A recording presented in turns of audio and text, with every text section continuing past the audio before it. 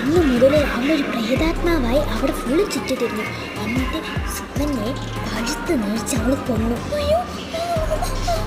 എന്നെ നീ കൊന്നതുപോലെയാണ് ഞാൻ നിന്നെ കൊന്നത്. അവൾ ഇപ്പോഴും ആ വീട്ടിൽ തന്നെ ഉണ്ട് മക്കളെ. അമ്മ ഇതൊക്കെ നടന്ന സംഭവം തന്നെയാണോ? എന്നല്ലാതെ ഞാൻ നിങ്ങൾക്ക് നടന്ന സംഭവം തന്നെയാണ്. നിങ്ങൾ എത്രയും പെട്ടെന്ന് ആ വീട് വിട്ടു പോവുക. ഞാൻ പറയാനുള്ളതൊക്കെ പറഞ്ഞു. അമ്മ ഞങ്ങളെ അനുഗ്രഹിച്ചിരിക്കുന്നു. അയ്യോ വീട് നമുക്ക് എത്രയും വീട് വിട്ട് പോവാടി. ഇനി എന്താ പോരുത്, നീയെ പറഞ്ഞ് ഇവിടെ താമസിക്കാവുന്നു.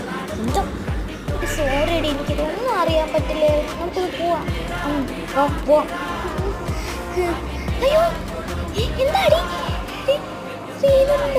അയ്യോ